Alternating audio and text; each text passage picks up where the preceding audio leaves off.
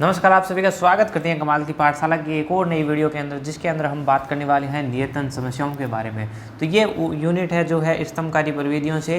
तो ये जो है आपको अगर बीएससी एमजीएससी से बिलोंग्स करती है, यानी कि बीकानेर यूनिवर्सिटी है, तो आपके हो सकती है तीसरा पेपर। अगर आप कोटा यूनिवर्सिटी से हो तो आपका हो सकता है दूसरा पेपर। और अगर आप जयपुर सीकर ये तो उदयपुर से हो तो हो सकता है कि तो हमें तो आपके हिसाब से जिस यूनिवर्सिटी से आप हो उससे हिसाब से आप देख लेना। तो नियतन समस्याएं BSc third year paper number 3 और पेपर यूनिट नंबर है 5 की बात करने वाले हैं। तो सबसे पहले नियतन समस्याएं कहते किन्हें हैं, इसके बारे में बात करते हैं हम। अगर सीधे शब्दों में बात करें तो हमारे पास अलग अलग क्षमता के अगर व्यक्ति है, अगर उनको अन्य कार्य बांटने और हमें कम लागत के अंदर कार्य को संपूर्ण कराना है, तो उस इन समस्याओं को हल करने के लिए हम नियतन समस्याओं का प्रयोग करते हैं। यानी कि दिए गए अन्य कार्यों को अन्य उपलब्ध व्यक्तियों में इस प्रकार से वितरित करते हैं कि लागत मैट्रिक्स CIJ का लागत मूल्य प्राप्त हो। यानी कि हमें कम से कम जो मान है वो प्राप्त होना चाहिए इस प्रकार से। यानी कि अतःविनिष्ट आय में व्यक्ति को जेवा कार्य देखकर हम न्यूनतम लागत प्राप्त करते हैं, नियतन समस्याएं कहलाता है। यानी कि इस प्रकार से इसकी जो परिभाषा होगी, यानी कि जड़ मिनिमम का मान होगा वो यानी कि CIJ और XIJ इस प्रकार होगा।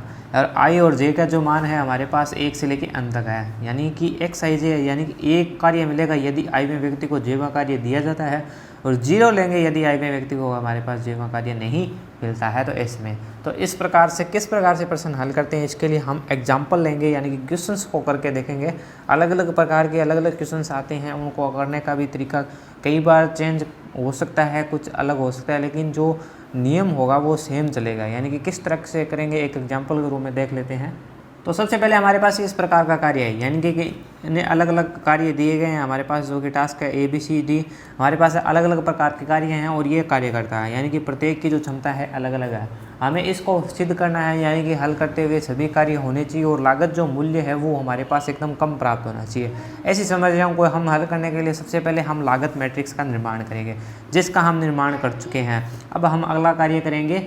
अब जब हमारे पास लागत मैट्रिक्स प्राप्त हो गई है तो हम अगला स्टेप करेंगे पंक्ति समानित अवयव। पंक्ति समानित करने के लिए सबसे पहले आप इस पंक्ति को देखिए, इस पंक्ति को देखिए, और इस पंक्ति को और इस पंक्ति को। अब हमें करना क्या है, पंक्ति समानित अवयव करने के लिए सबसे पहले हम पंक्ति में सबसे छोटे पद का चुनाव करेंगे। अगर आप इस पंक्ति के लिए अगर हम बात करें तो 8 जो है हमारे पास सबसे छोटी संख्या है। आपको गोला नहीं बनाना है, मैं बता रहा हूँ एक बार। तो 8 जो है सबसे छोटी संख्या हो गई। इस संख्या के लिए हम क्या करेंगे, अब इस संख्या को सभी संख्याओं में से घटा के लिख देंगे। कहने का अर्थ है कि 8 - 8 करेंगे। सबसे पहले पंक्ति समानित अवयव ज्ञात करने के लिए सबसे पहले हम क्या करेंगे, सबसे पहले इस पंक्ति का प्रयोग करिए, यानी कि 8 को 8 में से घटाया तो हमारे पास 0 प्राप्त हो गया। अब 16 में से हम 8 को घटाएंगे, यानी कि 16 में से जब 8 को घटाया तो यानी 26 में से 8 को घटाएंगे, 26 में से 8 को घटाया तो हमारे पास प्राप्त हुआ 18। इसी प्रकार अगर 17 में से 8 को घटाएंगे तो 9 प्राप्त होगा। इसी प्रकार हम 11 में से 8 को घटाएंगे तो 3 प्राप्त होगा। तो ये हो गई हमारे पास पहली पंक्ति समानित मैट्रिक्स। अब अगर दूसरी के लिए बात करें तो आप देखोगे इसके अंदर कौन सा पद है। तो हमारे पास जो 4 है ना, रेखांकित कर रहा हूँ मैं एक बार, तो 4 है वो छोटा पद है। यानी कि अगर 4 हमारे पास सबसे छोटा पद है तो अब इसके अंदर हम 4 से घटा देंगे। अब घटाएंगे, यानी कि 13 में से अगर 4 को घटाया तो 9 आ गया। इसी प्रकार इसको घटाया तो ये आ गया 24। इसी प्रकार इसको घटाया तो ये आ गया 0। इसी प्रकार इसको घटाया तो ये आ गया 22। तो इस प्रकार से ये हमारे पास प्राप्त हो चुके हैं। अब अगला कार्य क्या होगा कि हम अगली पंक्ति को देखें और उसको समानित करके देखें, यानी कि कौन सा जो पद आएगा वो सबसे छोटा आएगा। अब अगली पंक्ति में आप देख लीजिए, अगली पंक्ति में हमें क्या प्राप्त हो रहा है, यानी कि आप देखोगे 38 है, 19 है, 18 और 15 है। तो इसके अंदर सबसे छोटा जो अंक है वो है हमारे पास 15। यानी कि अब पंक्ति में क्या करेंगे, इस पंक्ति के अंदर हम सभी पदों को 18 से घटा के लिख देंगे, 15 से घटा के लिख देंगे। तो सबसे पहले 38 में से हम 15 को घटाएंगे तो हमारे पास प्राप्त होगा 23 प्राप्त हो गया। फिर हमारे पास हो गया 4, फिर हमारे पास हो गया 3 और ये हो गया 0। इसी के लिए हम अगले लास्ट जो पंक्ति है उसका प्रयोग करेंगे, यानी कि 19, 26, 24 और 10 में से कौन सी संख्या है। तो 10 हमारे पास सबसे छोटी है, यानी कि 10 को माइनस करेंगे, यानी कि यहाँ पे आ गया 9, यहाँ पे आ गया 16, यहाँ पे आ गया 14 और यहाँ पे आ गया 0। तो इस प्रकार से हमारे पास एक पंक्ति समानित बन चुकी है। यानी कि सबसे पहले हमने क्या किया कि जो हमारे पास लागत मैट्रिक्स थी, लागत मैट्रिक्स के सबसे पहले हमने पंक्ति के अवयव को देखा, और पंक्ति में सबसे पहले हमने देखा कि कौन सा ऐसा अवयव है जो छोटा है इनके अंदर। तो 8 हमारे पास सबसे छोटा था, तो हमने प्रत्येक में से घटा के लिख दिया। इसी प्रकार हमने इस पद के लिए देखा तो घटा के लिख दिया, यानी कि प्रत्येक के अंदर हमें इसी प्रकार से दर्शाएंगे। अब हो गया ये पंक्ति के लिए। अब आप देखिए, अगर मैं इसकी बात करूं, जो पंक्ति समानित मैट्रिक्स हमारे पास प्राप्त हुई है, अगर मैं इसकी बात करूं तो आप देखोगे सबसे पहले अगर ये कार्य हम देंगे तो इसमें से एक कार्य दे चुके हैं, यानी कि और नहीं दे सकते। लेकिन आप देखोगे इस जो रो है इसके अंदर हमारे पास जो है वो कार्य नहीं आ रहा है, यानी कि कार्य नहीं बांट पा रहे हैं। तो अब करेंगे हम पंक्ति समानित अवयव। पंक्ति समानित अवयव होने के बाद हम करेंगे स्तंभ समानित अवयव। तो सबसे पहले मैं क्या करूँगा, इसके लिए स्तंभ का निर्माण करूँगा।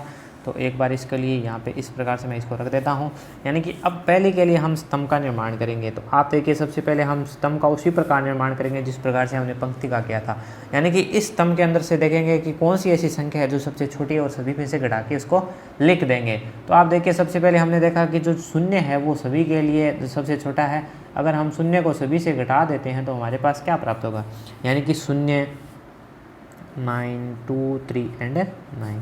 तो इस प्रकार से हमारे पास प्राप्त हो गया पहला स्तंभ। अब अगर हम दूसरे स्तंभ के लिए बात करें, यानी कि अब हम दूसरे स्तंभ के लिए बात करें तो आप देखोगे इसके अंदर सबसे छोटा अवयव है वो है 4, और 4 को हम जब इसके से अंदर घटा के लिखेंगे तो किस प्रकार से हम लिख सकते हैं, तो वो आ जाएगा हमारे पास 14, 20, 0 और 12। तो इस प्रकार से हमारे पास ये प्राप्त हो चुका है। अगले के लिए बात करें तो हम इसके अंदर से 9 है, यानी कि इसके अंदर भी शून्य आ रहा है हमारे पास, तो इसको हूबहू उसी प्रकार लिख देंगे, यानी कि शून्य से अगर किसी संख्या को घटाएंगे तो वही प्राप्त होगी, यानी कि 3 और 14। अगर इसके अगली पंक्ति के लिए हम बात करें तो वह भी इसी प्रकार की पंक्ति है हमारे पास, यानी कि इसके अंदर भी छोटा अवयव कौन सा है, शून्य है, यानी कि 3 हो गया, 22 हो गया, 0 हो गया और ये हो गया भी 0। तो अब हम क्या करेंगे, अगला जो पद है वो है शून्य निर्दिष्टीकरण।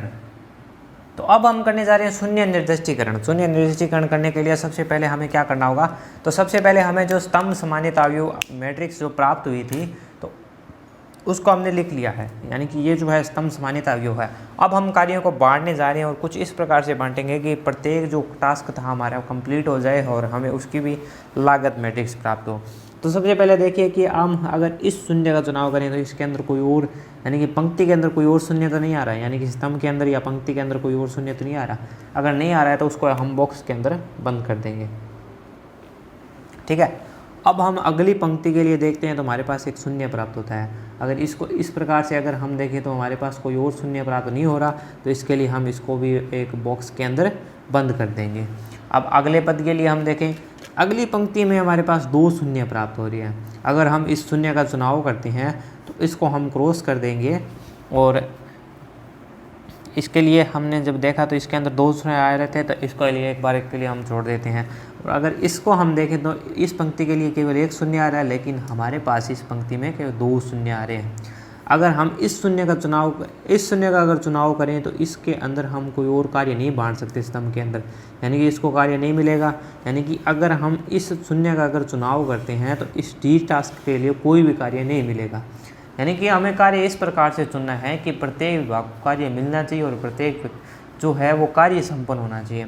तो अगर हम इस शून्य का अगर चुनाव करेंगे तो ये कार्य संपन्न नहीं होगा, इसलिए हम इस शून्य का चुनाव करेंगे और इसको काट देंगे और इस शून्य का चुनाव करेंगे।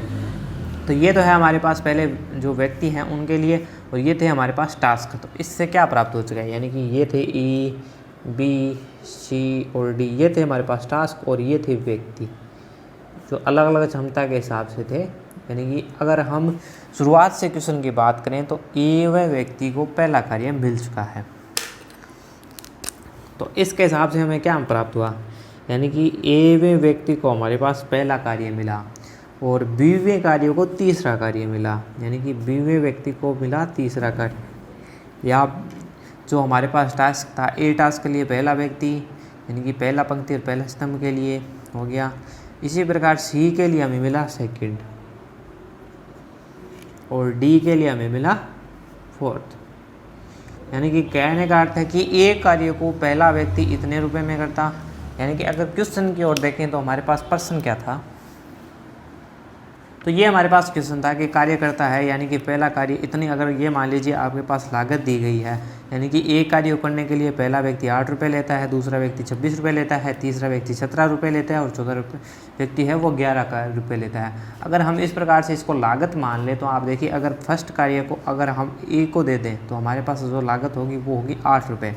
यानी कि इसकी न्यूनतम लागत किस प्रकार से अगर ज्ञात करेंगे तो न्यूनतम लागत के लिए ए को हमने दिया है 8 रुपये,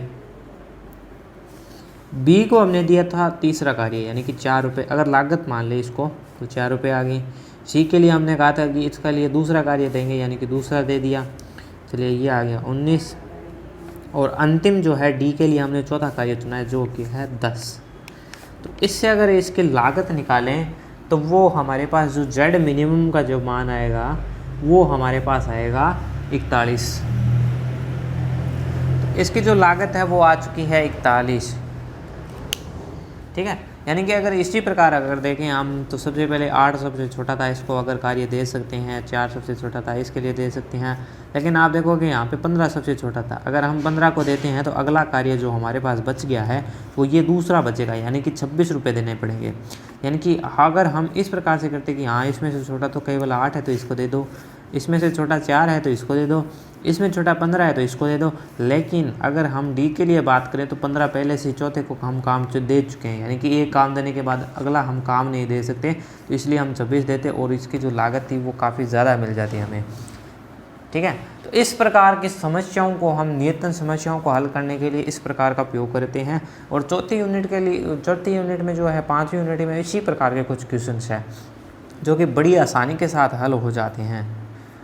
तो अगली वीडियो के अंदर हम कुछ और प्रकार के प्रश्न देखेंगे। अगर हमारे पास जो है अगर शून्य निर्दिष्टीकरण न हो, यानी कि इसमें तो हमने चुनाव कर लिया कि चलो इसको नहीं काम दिया तो इसको जो है वो पूरी प्रकार से मिल गया, लेकिन कुछ स्थितियाँ हमारे पास ऐसी भी आएगी जिनके अंदर भी हमारे पास क्या होगा, इसको काम देने के बाद भी हमारे पास क्या बहुत सारे ऐसे ऑप्शन हो सकते हैं, यानी कि 0 काफ़ी जगह आ जाएगा। तो उसके अंदर हम क्या करेंगे, शून्य निर्दिष्टीकरण के अंदर एक नया रूल को लागू करेंगे और उसको करके देखेंगे, यानी कि किस प्रकार से हम कार्यों को देख सकते हैं।